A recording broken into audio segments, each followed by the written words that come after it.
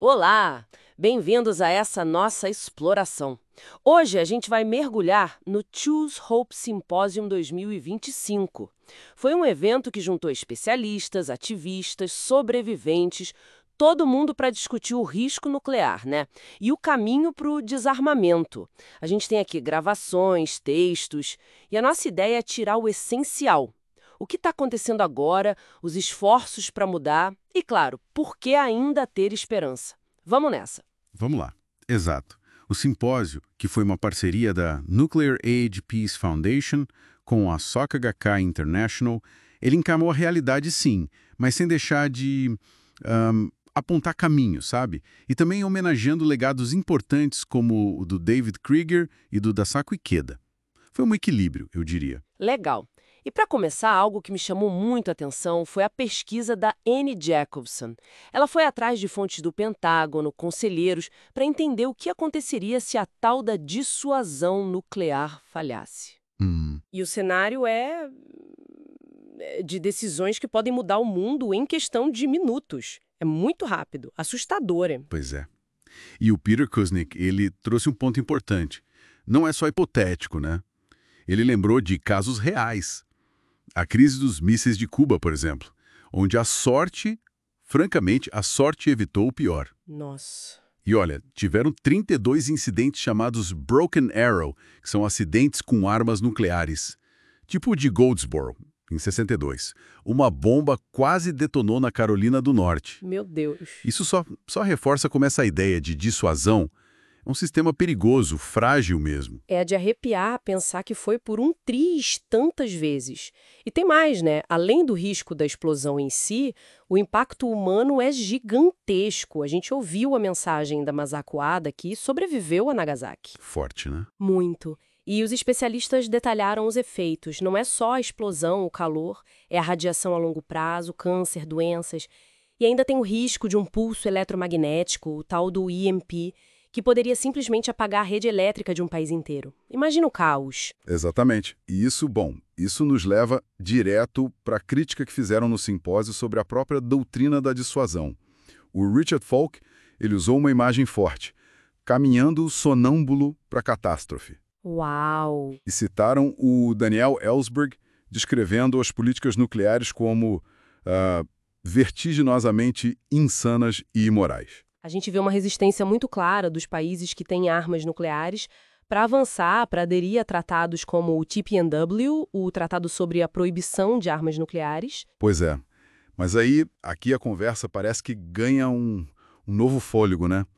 Com a fala da Melissa Park, da ICANN, ela falou da importância de mudar a narrativa, sair dessa coisa abstrata de dissuasão.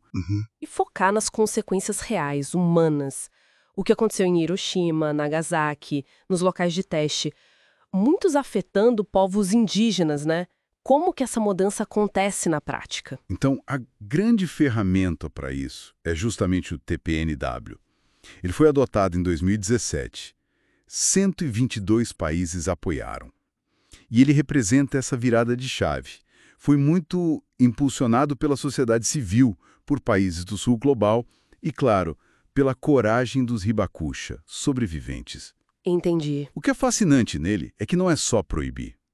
Pela primeira vez, ele cria obrigações claras para ajudar as vítimas e para remediar o meio ambiente afetado.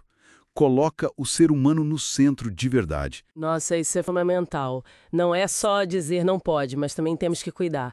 E a esperança, então, parece ver muito dessa ação, né, dessa mobilização. Mencionaram bastante o engajamento dos jovens e como eles estão conectando essa luta contra as armas nucleares com a crise climática. Exatamente. São duas ameaças existenciais, né?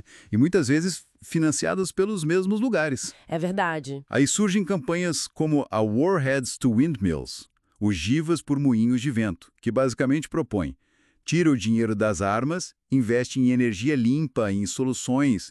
É uma pressão ética e econômica. Faz todo sentido. E essa esperança, então, não é uma coisa passiva de esperar acontecer. É uma esperança ativa, pelo jeito. Com certeza, a embaixadora Elaine White Gomes, que foi quem presidiu as negociações do TPNW, ela disse isso. É preciso continuar fazendo o dever de casa, estar pronto, preparado, porque às vezes surgem janelas de oportunidade política para o desarmamento, sabe?